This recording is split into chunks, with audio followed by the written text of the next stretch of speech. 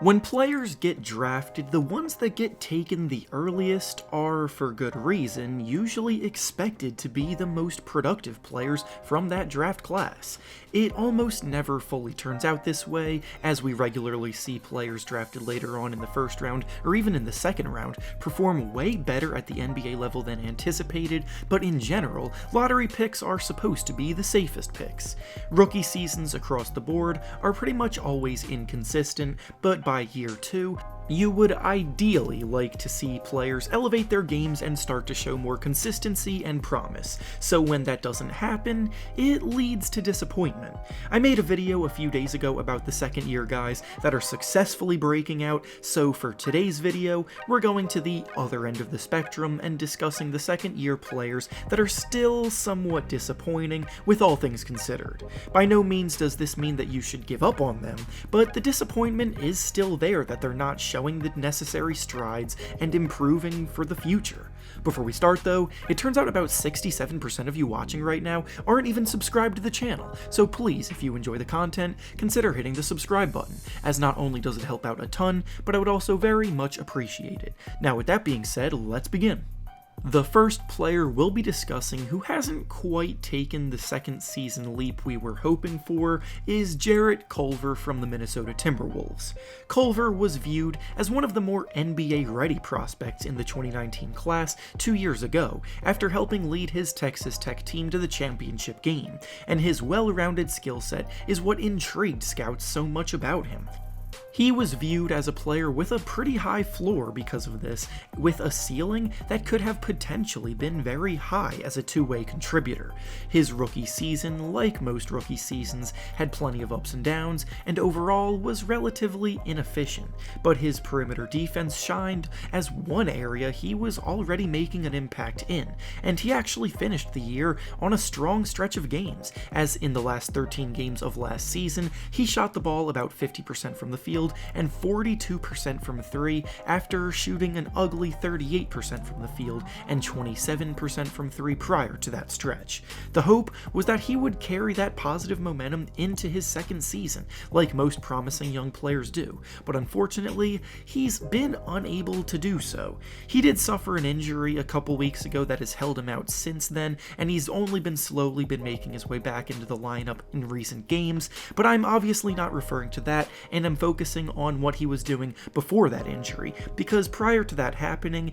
his scoring regressed, his shot was still not falling, and unfortunately, he hasn't been the NBA-ready wing player that many hoped he could be quite yet. The next second-year player having a fairly disappointing second season after being viewed as a prime breakout candidate before the year started is Cam Reddish of the Atlanta Hawks. All the way back during his college days at Duke, he's been an inconsistent player, but the combination of his physical attributes as a 6'8" wing with a long wingspan, his smooth skill set with the ball in his hands, and his shooting ability have always had people thinking he had a lot of upside, and the thought has always been that if he can learn to put it all together on a consistent basis, then he'll be a highly impactful player.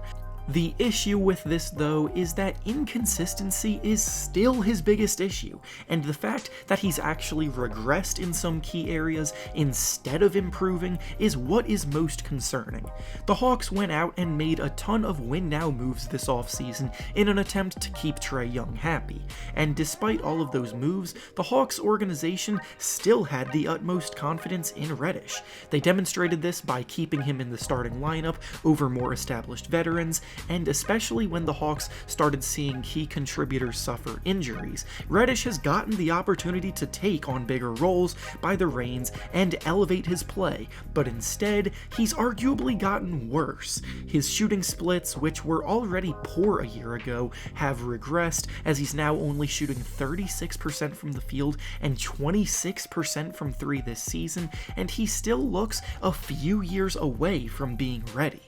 The next second-year player that has a lot of promise that just hasn't been able to live up to it yet in year 2 is Sekou Doumbouya of the Detroit Pistons. Sekou has always been viewed as a project when he was drafted, so nobody expected him to be great 2 years into his career by any means, but again, at the very least, you expect to see progress from year 1 to year 2, and unfortunately, Sekou is another example of a player that has instead regressed after showing flashes of big potential last year. Sure, at the start of the season, he was behind guys like Jeremy Grant and Blake Griffin and Josh Jackson in the rotation for the forward spots, but as the season has gone on, the Pistons have shifted almost entirely towards focusing on the development of their young guys, and Doumbouya has had plenty of opportunities. Beyond his production numbers-wise regressing from last year to this year, head coach Dwayne Casey has discussed how he struggled to maintain his fitness levels throughout the year, being somewhat out of shape, which is not good. He's gotten to start 2 games for the Pistons this year as well, but in those games he's shot a combined 2 of 12 from the field and didn't really earn more minutes by doing much else. Sekou's combination of height, length, and agility and budding skill are absolutely still something to monitor as time goes on, because there is no doubt he has potential in him to be a very good player, but things like this take time, and unfortunately, he still hasn't been able to put it together.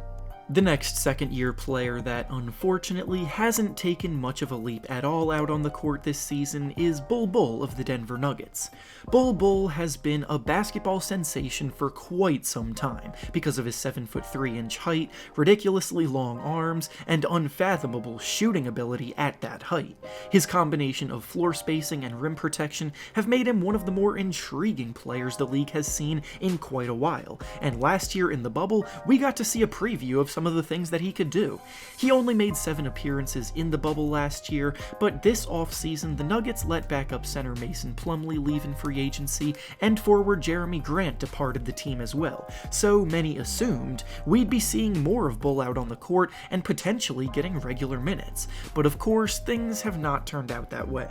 Most games he doesn't even get to play at all, and when he does, he gets only around 5 minutes of time on the court in insignificant moments. Considering the Nuggets aren't exactly a great defensive team, falling more into the average range compared to the other teams in the league, it couldn't hurt to have a guy like Bol out there for defensive purposes alone. The Nuggets run a lot of small ball lineups when Jokic isn't in the game, and the results have been hit or miss. Bol unfortunately lands on this list not even because of his play on the court being poor, but just because he hasn't gotten a chance to even do much at all in year 2. And finally, the last second-year player we'll be discussing today is Jaxson Hayes of the New Orleans Pelicans. Hayes is a 7-footer who can run the floor, block a ton of shots, and explode at the rim, but as is the problem with a lot of young rim protectors, he lacks discipline and gets caught out of position way too often. Hayes was the 8th pick in the draft because of his combination of size and athleticism